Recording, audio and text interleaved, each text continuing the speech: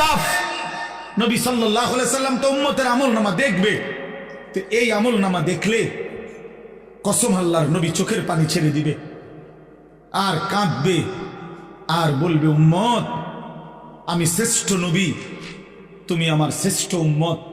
এই নিয়ে আমলনামা, আমি এই আমলনামা নিয়ে আল্লাহর সামনে কেমনে দাঁড়াবো, তোমার জন্য কেমনে সুপারিশ করবো উম্মত? কি বলবো আমি, কিভাবে মুখ দেখাবো?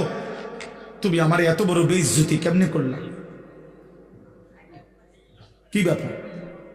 কোন বাবা যদি কোনো ছেলেকে 6 বছর ঢাকা শহরে রাখা কোনো কলেজে পড়ায়, তারে মনে করেন 50 লাখ টাকা দিছে, এই পর্যন্ত বাবার সব বেচ্চা, 6 বছর পরে রেজাল্ট আসছে সে ফেল, তো ওই বাপ কি পরিমাণ কাঁদবে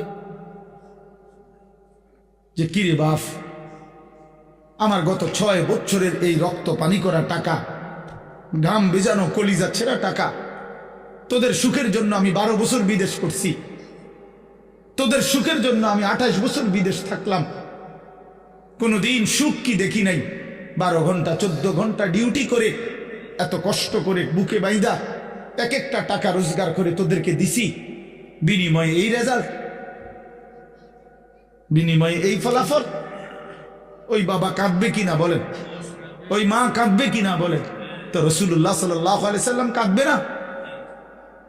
বলবে, উম্মত 23টা বছর কাইদা, চোখের পানি ফেলে, রক্ত জড়িয়ে, পেটে পাথর বাইদা, ক্ষুধার কষ্ট সয়ে, বিনিময়ে এই আমলনামা পাইলাম।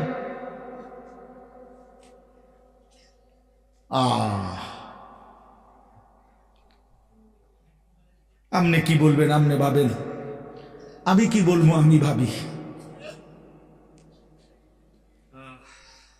চলেন কথা শেষ, সবাই মিলেই ভাবেন, এটুকু ভাবেন, কি দাঁড়াবেন, কি বলবেন? নবী সাল্লাল্লাহু আলাইহি সাল্লাম বলবেন এটা, উম্মত আর কত কাঁদলে তোমার দিল নরম হইতো, আমি আর কত রক্ত ঝরাইলে তোমার মন নরম হইতো, তুমি আমারে বলো উম্মত। আপনি কি জবাব দিবেন বলিয়ে? এত বড় বয়সকালে কেমনে বিড়ি খান? এই দুর্গন্ধওয়ালা মুখ নিয়ে নবী সাল্লাল্লাহু আলাইহি সাল্লামের সামনে কেমনে দাঁড়াইবেন?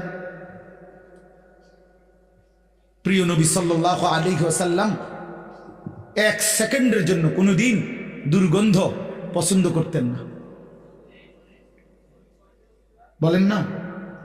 নবী সাল্লাল্লাহু আলাইহি সাল্লাম যে রাস্তা দিয়ে হাঁটতেন, পরবর্তী কেউ আসলে বুঝতো এখান দিয়েই নবী গেছে, কারণ মেশকের ঘ্রাণ ভাসতে থাকতো, তার ঘাম মুবারক সাহাবীরা অপেক্ষা করত, ঘাম ঝরলে শিশিতে ভরবে, সেটাই পরবর্তীতে মেশক আম্বর হিসাবে ব্যবহার করবে। এই আপনারা শুনেন না কিনা আজকে প্রথম কথা বলেন? এই তো অনেক পুরানো ওয়াজ, ঠিক কিনা বলেন? এই কথাগুলোর অর্থ কি? আল্লাহ নবী সাল্লাল্লাহু আলাইহি সাল্লাম বলছে, 3টি জিনিস পৃথিবীতে আমার সবচেয়ে প্রিয়। 1 নাম্বার আতর, সুগন্ধি। 2 নাম্বার আমার বিবি, আমার স্ত্রীরা আমার প্রিয়। 3 নাম্বার নামাজ। তার 1 নম্বরে নবীর প্রিয় বস্তু ছিল দুনিয়াতে আতর, সুগন্ধি। তিনি দুর্গন্ধ পছন্দ করতেন না। বাবা, আপনি এই দুর্গন্ধওয়ালা বিড়ি মুখ লইয়া, প্রতিটা বিড়ি তো দুর্গন্ধ, প্রতিটা সিগারেটে তো দুর্গন্ধ, আপনি এটা নিয়া রাসূলুল্লাহ সাল্লাল্লাহু আলাইহি সাল্লামের সামনে কেমনে দাঁড়াইবেন বলে? নবী সাল্লাল্লাহু আলাইহি সাল্লাম তো কাঁচা পেঁয়াজ রসুনের দুর্গন্ধ সহ্য করতে পারতেন না, নিষেধ করছে। কাঁচা পেঁয়াজ রসুন খাইয়া আমাদের সামনে মসজিদে মানুষের মজমাতে আইসো না, বলেন নাই নবী? তো তাহলে এই বিড়ি সিগারেটের গন্ধ কি হবে? একদিন জীবনে জুমার নামাজের দিন মসজিদে নববীতে আল্লাহ নবী সাল্লাল্লাহু আলাইহি সাল্লাম কোন সাহাবীর ঘামের গন্ধ নাকে লাগছে, কোন একজনের। আল্লাহ নবী সাল্লাল্লাহু আলাইহি সাল্লাম বলছেন, গুসলুল জুমআতে ওয়াজিবুন আলা কুল্লি মুহতালিম। হাদিস, জুমার নামাজের দিন গোসল করা প্রত্যেক প্রাপ্তবয়স্ক ব্যক্তির উপরে বাধ্যতামূলক। একদিনেরও ঘামের গন্ধ নবী পছন্দ করে না। যিনি এত পবিত্র, এত পরিষ্কার, এত সুগন্ধিময় ছিলেন, তার সামনে কেমনে দাঁড়াইবেন? ও বাবা বলেন না কেন? আপনার বিবেককে বলে গেল। উড়াইয়া দিয়েন না কথা। কিছু সালাক আছে গিয়া পরে করবো কথাটি বালাই কইছে, আমরা লাগেই তো কয়, বুঝি তো পারি না, মানলে তো ভালো হইতো আসলে, কিন্তু আলাস বাট ফারি আলাপ আলাপ করে, ওটা মস্কারি করে। বুঝি তো আমরা তো কইছে, কথা তো বালাই কইছে, মানলে তো বালাই হইতো, ফারিদ না বাতের থালা খাইতে রে, ভাত বাহ খানা, ভাত কতটি খাইয়া আবার সাদওয়ানে গিয়া আবার পেঁয়াজু খায়, আলুর চপ খায়, আবার বন খায়, আবার চা খায়, আবার বিড়ি খায়। একটা ছোট্ট কথা মনে রাখবেন, যে কোনো কেউরে জিজ্ঞাসা করেন, একজন ডাক্তারকে জিজ্ঞাসা করেন, বিড়ি সিগারেটের মধ্যে কোনো পুষ্টিও নাই, কোনো আপনার শরীরের ক্ষুধা নিবারণও হয় না, পুষ্টিকর কিছুও হয় না। তো যেই খাবারের মধ্যে কোনো পুষ্টিও নাই, কোনো ক্ষুধাও নিবারণ হয় না, আল্লাহর কসম এটা জাহান্নামী খাবার। এটা কোরআন শরীফের আয়াত, এটা জাহান্নামীদের খাবার। লা ইউসমিনু ওয়ালা ইউগনি মিন জু'। এইটা যেই খাবার শরীরে পুষ্টি যোগায় না, অথবা ক্ষুধাও কি করে না, নিবারণ করে না, কোরআন শরীফে আছে, এই খাবার জাহান্নামীদের খাবার। এরপরেও যদি কারো বিবেকে না হয়, তা এবারে কি তা করেন, এবারে বিরিয়ানি খাবাই সেরা দন আর কি, এবারে বিড়ি এবার ধরাইবই। হ্যাঁ, আরে কত মান আমরা বুঝি না, কইবা আরে হুজুর রাখো না, এত কত মোটা তাজা হুজুর দেখছি বেটা, দেড় বুড়িয়া হুজুর আইছে এনে, আমার মতো ডাকাইতে সরাইব। আমি লড়তাম না বেটা, যে রুম আছি এ রুমে থাও, ব্যস্ত দিলে দোক, না দিলে না দোক, এসব বললে উড়াইয়া দিয়েন না। আখেরাত আসলেই কঠিন, আখেরাত আসলেই কি কঠিন। আল্লাহ আমাদেরকে বুঝ দান করেন। এবার তর্জমা শোনেন শুধু। আল্লাহর হুকুম মানলে, আল্লাহর অনুগত থাকলে, কোরআন সুন্নাহ মতো চললে, আল্লাহ তাআলা কোরআনের ভাষায় এই সূরায় বলছেন, ওই মানুষদেরকে বলে আবরার, নেককার। এই সূরার মধ্যে আল্লাহ মানুষকে দুইটা ভাগ করছে। নেককার যারা সৎকর্মপরায়ণ, তাদেরকে আল্লাহ বলছে আবরার, আর যারা পাপী নাফরমান, আল্লাহ তাদেরকে বলছে ফুজ্জার। তো এখানে আমি যেই 5টা আয়াত পড়ছি, এই 5টি আয়াতে আল্লাহ তাআলা আবরার যারা নেককার, তাদের পুরস্কার ঘোষণা করছে। ইন্নাল আবরার লাফি নাঈম। আল্লাহ বলেন আমার নেককার বান্দা যারা হবে, তারা নেয়ামতে নেয়ামতে ভরা চির সুখের জান্নাতেই বসবাস করবে। আচ্ছা, জান্নাতের নিয়ামত কি পরিমাণ? তো আল্লাহ কোরআনে বলছে, ইদা রাআইতা সাম্মা রাআইতা নাঈমান ওয়া মুলকান কাবীরা। এটা বলতেই মজা লাগে আমার। ইদা রাআইতা সাম্মা রাআইতা নাঈমান ওয়া মুলকান কাবীরা। আল্লাহ বলছে অর্থ হলো এই, আমার বান্দা জান্নাতে ঢুকবে, জান্নাতের নিয়ামত দেখবে, আবার দেখবে, আবার দেখবে, আবার দেখবে, ঘুরে ঘুরে দেখবে, চোখ ফিরাইয়া ফিরাইয়া দেখবে, দেখবে শুধুই নিয়ামত, নিয়ামতে নিয়ামতে এক বিশাল রাজত্ব আল্লাহ তারে দান করছে। আল্লাহ বলবে বান্দা তুই দেখবি কতক্ষণ, আমি দেখাবো কতক্ষণ, চল বান্দা। তুই আমার লোক পারবি কেমনে বান্দা? তুই আমার লোকে কেমনে পারবা বান্দা? লাহুম মা ইয়াশাউনা ফিহা ওয়ালাদাইনা মাজিদ। বান্দা যা চাইবে জান্নাত তা তো মিলবেই। আল্লাহ বলেন এর অতিরিক্ত আমার কাছে আছে আরো অগণিত। সুবহানাল্লাহ। ইন্নাল আবরার লাফি নাঈম। নিয়ামতে নিয়ামতে ভরা জান্নাতেই থাকবে। আলাল আরাইকি ইয়ানজুরুন। এরপরে দ্বিতীয় আয়াত, আলাল আরাইকি ইয়ানদুরুন, আল্লাহ বলেন আমার নেককার বান্দা জান্নাতের সিংহাসনে বসে দেখতে থাকবে। কি করতে থাকবে? আবার বলেন, কোথায় বসে কি দেখবে? তিন জিনিস। আর আমি কই তাফসীরে কুরতুবীতে আছে, তিন জিনিস দেখতে থাকবে জান্নাতের সিংহাসনে বসে। এক নাম্বার, আল্লাহ তাআলা তাকে যেই বিশাল রাজত্বের নিয়ামতে ভরা জান্নাত দিছে পুরাটা এক নজরে দেখবে।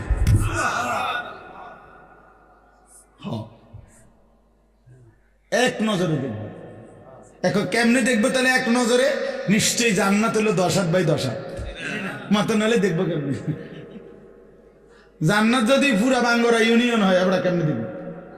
তা জান্নাত তো নিশ্চয়ই কি পুরা খালের সমান? কিতা দুইটা রুম আর একটা বারিন্দা।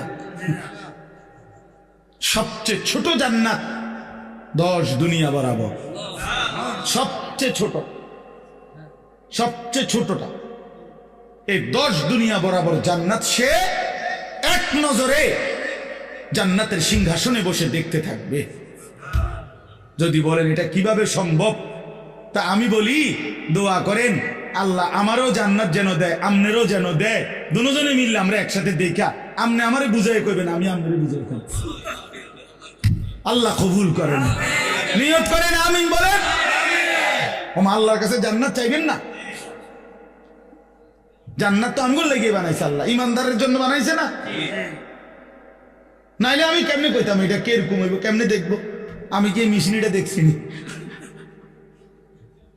এই জন্যই বললাম একসাথে যদি আল্লাহ আমগরে জান্নাতি বানায় তা আমিও দেখুম, আপনিও দেখবেন, আমি আপনার বুঝাই কম, আপনি আমার বুঝাই কইবেন। আলাল আরাইকি ইয়ানজুরুন, এইলো এক। 2 নাম্বার, জান্নাতি ব্যক্তি জাহান্নামের দৃশ্য, আযাবের দৃশ্য জান্নাতের সিংহাসনে বসেই সচক্ষে দেখতে পান আর চিৎকার দিয়া বলবে, হায় মাওলা আপনার কত বড় দয়া, আপনি আমারে কি জঘন্য ভয়ানক জাহান্নাম থেকে বাঁচায় দিলেন। এই কয়টা হলো? 3 নাম্বার। 3 নাম্বারটা কই? আল্লাহু আকবার। 3 নাম্বার হইল একটু জিরান, তারপরে কই আল্লাহ। 3 নাম্বারটা হইল জান্নাতি বান্দা জান্নাতের সিংহাসনে বসে মহান আল্লাহ পাক রব্বুল আলামিনকে দেখতে থাকবে। প্রথমবার যখন দেখবে 70,000 বছর একটানা মালিকের দিকে তাকাইয়েই থাকবে। এটা কি মজাদার বিষয়। এর লাগে হচ্ছে একটু জিরা, মানে একটু মজা করে কই। ইলা রাব্বিহা নাদিরাহ, সরাসরি রব্বুল আলামিনকে বান্দা দেখবে। আলাল আরাইকি ইয়ানজুরুন ইলা রাব্বিহি আযযা ওয়া জাল, জান্নাতি বান্দা সিংহাসনে বসে মহান আল্লাহ পাককে সচক্ষে দেখবে। 70,000 বছরের জন্য জান্নাতের সব নিয়ামত ভুলে যাবে, জান্নাতের হুরেরা টানাটানি শুরু করবে। হে আল্লাহর বান্দা জান্নাতি, আমাদেরকে তো ভুলেই গেলেন, আমাদের দিকে তো ফিরেই চাচ্ছেন না। জান্নাতি বলবে, হুরেরা মহান আল্লাহ পাকের দিদারের সামনে পুরা জান্নাত আমার কাছে কোনো কিছুই মনে হয় না। আলাল আরাইকি ইয়ানজুরুন, এই হলো 2 নাম্বার। 3 নাম্বার, তাহলে 3টা। নিজের জান্নাত পুরাটা দেখবে, জাহান্নামীদের আযাবের দৃশ্য দেখবে, আর মহান আল্লাহ পাককে দেখবে। ঠিক আছে না মৌলানা? মনে রাখবে। এই যে মৌলানাও, আমি যখন সোনাকান্দা মাদ্রাসায় নতুন আসি তখন এই শেষ, মানে হেগো পড়া শেষ বছর, আমিও মাত্র আসছি। তো কিছুদিন, হয়তো অল্প কিছুদিন আমার ক্লাসও ছিল। বাকি অনেক সুন্দর বয়ান করে, আল্লাহ ভালো করেন, তৌফিক দান করেন। তাইলে আলাল আরাইকি ইয়ানজুরুন, তারিফু ফি ওয়ুজুহিহিম নাদরাতান নাঈম। আল্লাহ নবীকে বড়, নবীজিকে আল্লাহ বলতেছে, বন্ধু শুনেন, জান্নাতি বান্দাকে আপনি যখনই দেখবেন 24 ঘন্টা তার চেহারার মধ্যে হাসি, আনন্দ, প্রফুল্লতা, চির সজীবতা বিরাজ করছে। এক সেকেন্ড কোনো ক্লান্তি, বিরক্তি, পেরেশানি, অস্থিরতা বলতে কিচ্ছু না। তারিফু ফি ওয়ুজুহিহিম নাদরাতান নাঈম। হ্যাঁ, আচ্ছা, এই যে বাহিরে যারা এতক্ষণ ধরে ধরে, এরা এই বেশরমরা কেমনে আইয়া বইব এখন? না না, এগো আচ্ছা, এগো তো একটা চোখ সরম তো আছে মানুষের না। এখন যখন বসবে, এখন মুনাজাতের টাইমে এরা এগো লজ্জা লাগবে না?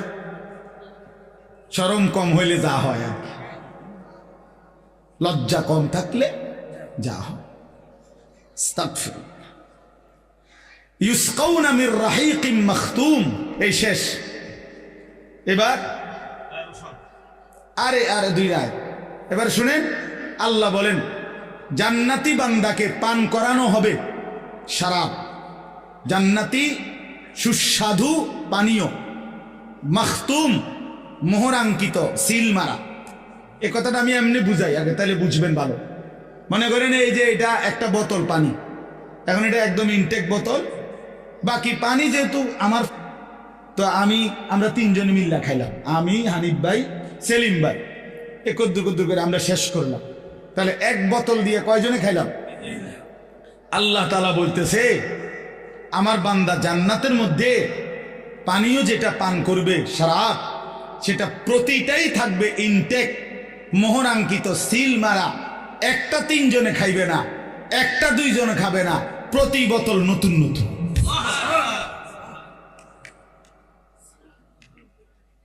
মাখতুম, প্রত্যেক বোতল সিল মারা, মোহর মারা, ইনটেক।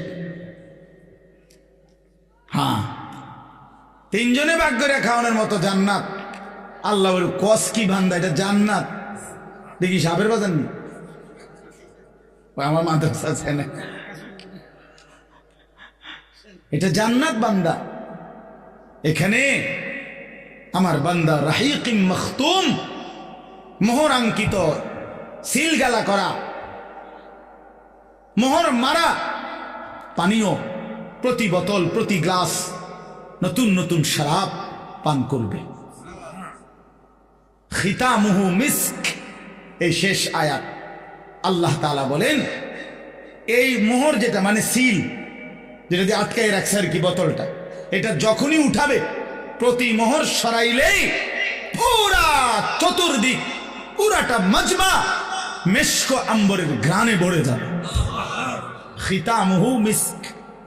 খিতাম মানে এই মোহর, মানে মুখাটা, সিল যেটা মারছে আর আটকায় রাখছে, যেটা এটা খুললেই কি বের হবে? মিস্কের ঘ্রাণ। ওয়াফি যালিকা ফালিয়াতানাফাসিল মুতানাফিসুন। এই শেষ কথা হলো আল্লাহ এবার উপদেশ দিচ্ছে, অতএব আমার বান্দা এমন চমৎকার জান্নাতের জন্যই তোমাদের প্রতিযোগিতা করা উচিত। বুঝছেননি বাংলা কথাটা? এমন সুন্দর জান্নাতের জন্যই, এমন চমৎকার মজাদার জান্নাতের জন্যই তোমাদের কি করা উচিত? প্রতিযোগিতা। তাফসিরে মাআরিফুল কোরআনে লিখছে, হে আল্লাহর বান্দা, আল্লাহ বুঝাইতে চাচ্ছে অতএব হে বান্দা, দুনিয়ার জন্য প্রতিযোগিতা কইরা কোনোই লাভ নাই।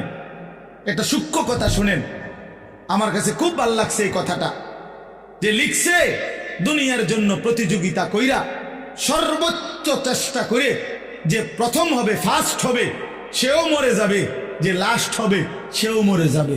জিতলেও কবরে, হারলেও কবরে, তো লাভ হইল কি? বুঝেন নাই কথাটা? এটা দারুণ কথা না?